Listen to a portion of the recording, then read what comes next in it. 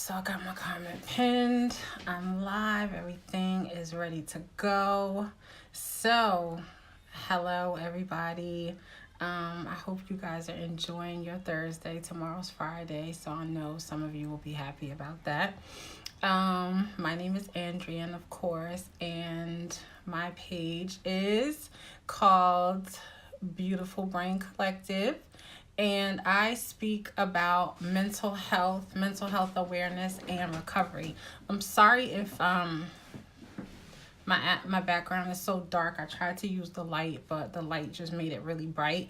So we're winding down for Mental Health Awareness Month. This is the last week, the last couple of days of Mental Health Awareness Month. So I wanted to come on here and talk about what I've learned about myself in dealing with mental health issues. I know that for me, like I always say, throughout my platform and on my blog and stuff like that, mental health recovery is possible. But it takes some work. And so I think some of the images that we see online and in the media and stuff like that are so very negative, and they're actually kind of scary. So it makes people who have been diagnosed with mental health issues afraid to come forward and talk about their issues and talk about how to get help and support and things like that. So it's very important for me to bring this subject to light, as well as offer information and offer advice and offer resources to other people who may be in a similar situation that I found myself in a couple years ago. I was diagnosed with generalized anxiety disorder and bipolar disorder back in 2014.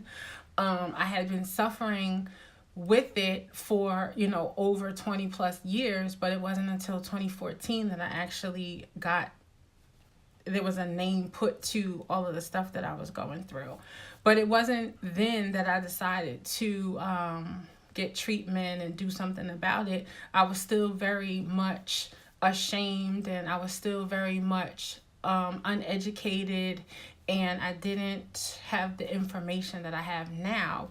So it prompted me over the last 2 years to start and can be consistent with a plan, a mental health plan, a treatment plan that would allow me to maintain some sense of normalcy in my life, because I think what the misconception is that people who have mental health disorders cannot live regular lives. They can't have families, they can't have careers, they can't have children, and all of that stuff is false. But if we don't see people who actually are doing these things, then of course we will believe that. So that's really why it's so important for me to speak up about this.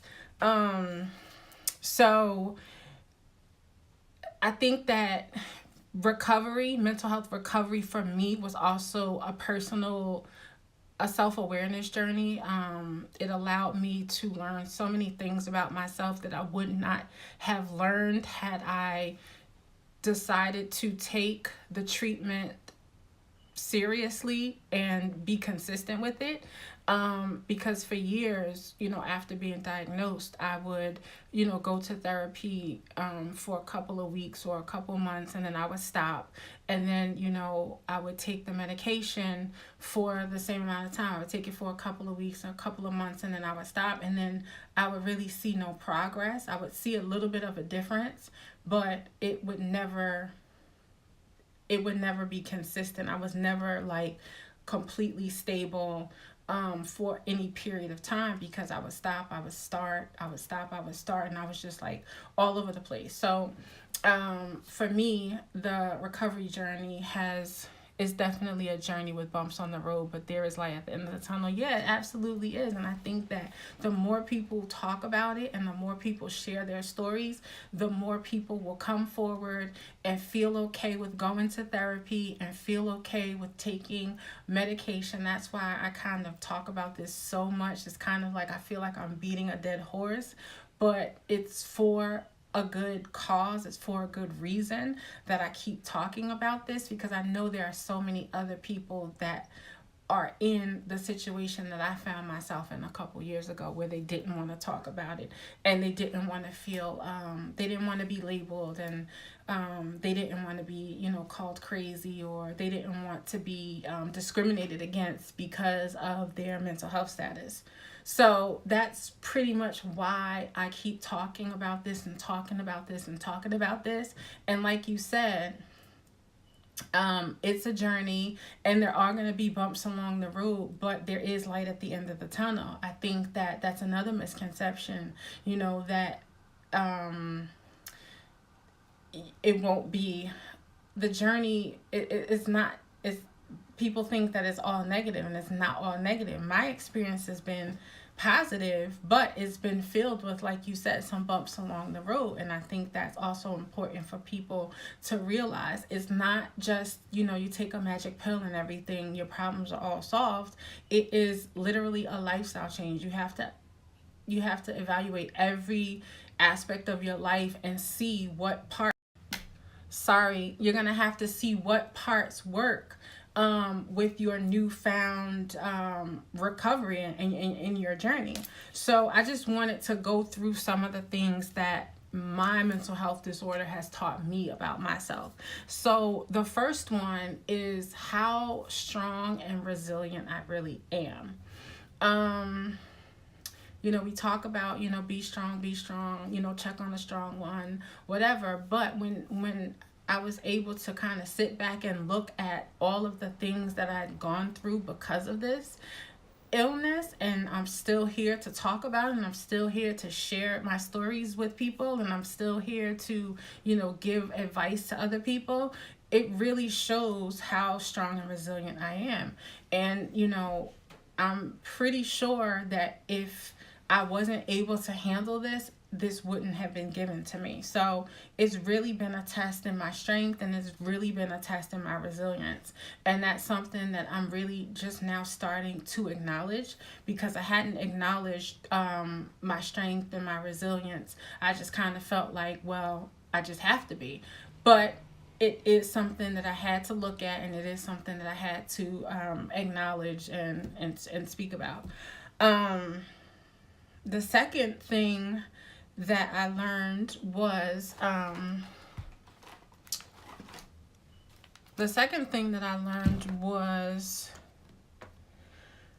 it taught me how to trust myself. So on this journey, there's a lot that goes on in therapy, and therapy can get really intense when you're dealing with your issues, and also when you're trying to come up with solutions and skills to manage your illness. So one of the things that I've learned about trusting myself is that to look inside, and some of the answers to some of the questions that I have are, I have them. My therapist doesn't have them. You know, this person doesn't have them. I have the answers to these questions, but it's taught me to tap into that more and to trust that more, because I wasn't doing that before. It gave me the confidence to really be okay with the decisions that I make. And it also taught me to be more outspoken, and be more and to be more okay with voicing my opinion, no matter what another person thought, or no matter what another person felt about it. So those are some of the things that I really took away with dealing with my mental health issues, and treating them properly. I've also learned that I can do difficult things. You know, anxiety is one of those things where it constantly is like lying to you. It constantly tells you things in your mind that, you can't do this. Why would you try to do this? Your friends don't like you.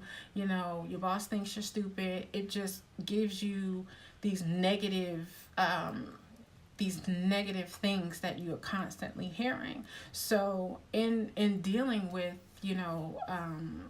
my recovery and my mental health care, it's taught me that I can do difficult things, and the anxiety, I can't listen to what the anxiety is telling me because it's lying to me.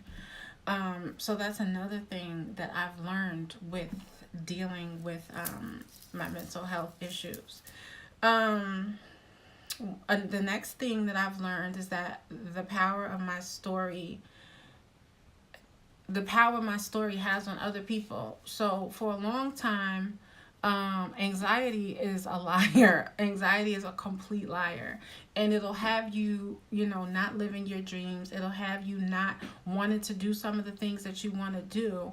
And it's totally not true. It'll also have you looking at yourself in a way that's totally false.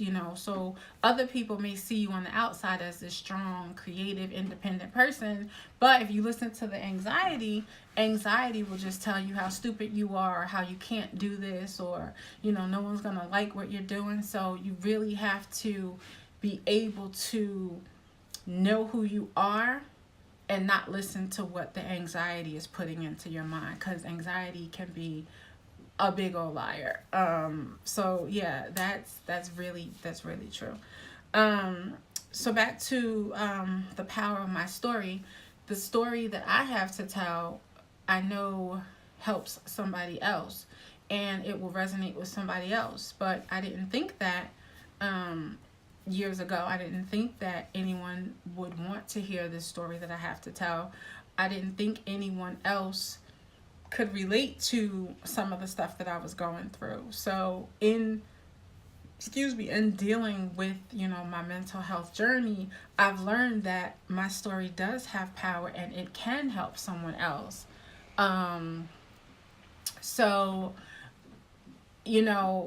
that's another thing. My anxiety was telling me, no, no one wants to hear what you have to say. It's not that interesting. But in actuality, it is interesting, and it can help somebody else, because anxiety can be a beast to deal with. And then when it's not under control, it'll just have you spinning, and you never have any peace, you never have any quiet, and you never get to focus on the things that you want to focus on. So that was another thing that I learned when dealing with my mental health issues. The illness does not change who I am as a person, nor does it diminish my accomplishments.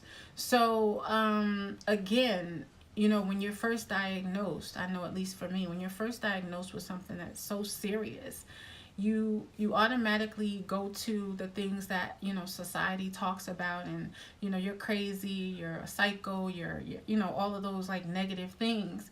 And then for some time, it'll have you believe that, hi, how are you, Boss Sheep Designs? It'll have you thinking that, your worth is based on, the diagnosis that you've been given. And that's totally not true. Outside of the diagnosis, I'm still, I still went to college and graduated with honors. I still, have been able to hold and find decent work. I've still been able to raise my son. So outside of a diagnosis, it doesn't diminish who I am as a person. I mean, there's so many other things that I could say about myself, but I just wanted to kind of give those couple of things as an example, because we can get caught up. We can get caught up, and we can believe that once we get a diagnosis, everything else is off the table. You know what I mean? So the illness doesn't change who we are, and it doesn't change all the great things that we've done. So the last thing that I've learned is, in spite of my illness, I can still live a life that I enjoy. And that was another misconception that I had in my mind because, again, of the negative stereotypes and the misinformation that we're given is that people who have mental health conditions can't live a good life. And that's completely false. There are so many people who are high functioning, who go to work, who have children, who, run businesses, and they just happen to have a brain disease. And I think once we start looking at it as a disorder that affects the brain, maybe then some of the information will be a little more positive, because essentially it really is just a brain disorder. My brain doesn't produce enough of the natural chemicals that it needs to regulate my mood, so I need, something, a mood enhancer or whatever, to help me stay on an even keel, so I'm not like up here or down here. And that's literally what it is. It's just a brain disorder. Because I've seen images of scans of people's brains who have like different illnesses, and the chemistry in their brains are different from people who haven't been diagnosed, with an illness. So once we start looking at it in a different way, and we start using, different language, I think that people will be a little more okay with talking about their illness and talking about and just sharing their experiences with everybody. So I just wanted to come on and just briefly go through that list. I mean, I can go on and on and on about some of the things that I've learned, but these were really some of the things that stuck out to me. And if you know anybody that is dealing with this kind of stuff, really urge them to seek treatment, seek medical help, seek support, just so that they don't feel like they're alone and feel like they're suffering. So learning is enlightening. Yes, it is. It really is, and then you also never know what people that you see on the outside, what's going on with them on the inside. So that's another thing to remember. And I think that me talking about it makes me feel better. And because I've gotten a lot of support from people, online, and people that I've never even met in person, and they seem to understand. So I think that's it. It's kind of like a win-win situation. I'm helping people, and I find people that help me as well. So it's pretty much a win-win situation. So that's pretty much it. I just wanted to share this list with you. If you guys know anybody that needs, help, support, just urge them to seek treatment and seek some help. And that's all I got for you guys tonight. I'm going to be going live again tomorrow night at 7:30 with Simply Tori. We're going to be talking about pseudo support systems that are in place, but what's number one? Number one was how strong and resilient I am. So I kind of learned how strong I was after going through this whole process of recovery, this mental health recovery process. And then the second one was I learned to trust myself more. So I stopped depending on other people's opinions and other people's, 2 cents, and I just kind of started to look within and get the answers that I needed from myself, because I have them. I just wasn't confident enough to actually go with that. So those were the first two that I talked about. So thank you guys so much for joining me. I really appreciate it. And hopefully I'm going to save this video if Instagram allows me to. And then it'll be up on for the next 24 hours. Do you guys have any questions?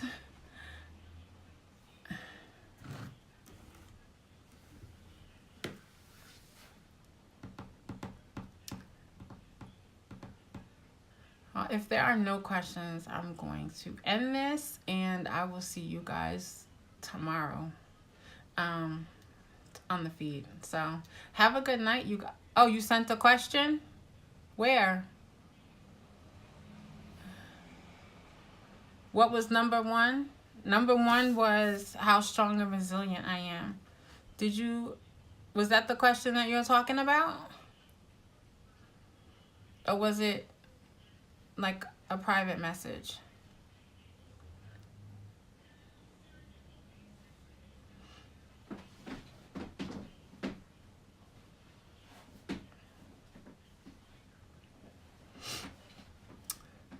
I don't see any questions. Let me see. Let me just go back through really fast. Maybe I missed something. Okay. I used the question in the chat. Oh, okay. I've never used that. Hold on. Okay, let me see. Okay. What's the best way to deal with periodically dealing with depression? That's a good question. What's the best way to deal with periodically dealing with depression? So let me ask you something. Have you been diagnosed with depression, or is this like situational? Because everybody has depression. Even people who haven't been diagnosed with depression. So that would be the first question. Have you been diagnosed with depression? Number two, I would say, now that you know that, that's a good thing that you know that depression comes. I think that a good thing to do would be to kind of have some things set in place so that when you start feeling depressed, you can kind of go to those things to help you lift your mood. I don't know if it's, have a playlist of, music that you like, or talk to someone that knows that you deal with, that you become depressed every now and then. A playlist of funny shows that you like that always lifts your mood. And like I said before, talking to someone who understands your situation. It's key to have someone that understands your situation and not just a friend. Because some friends, even though, they want to help us and they want to do well, and they want to see us do well, they might not totally get that whole, dealing with depression thing. So it's important to make sure you have the right people in place so that when you go through a bout of depression, you can have them on speed dial. You have your playlist, you have your, funny videos, you have somebody to talk to. I think those would be some really good ones, especially if you're not like, dealing with a diagnosis and you have to take medication and stuff like that. But to have these things in place and kind of know that when it happens, you're going to get through it, it's going to pass, but you have some things that can help you as you're going through it. I hope that answered your question. And thank you for the question. And thank you for showing me how to use this new this feature, because I've never used it before.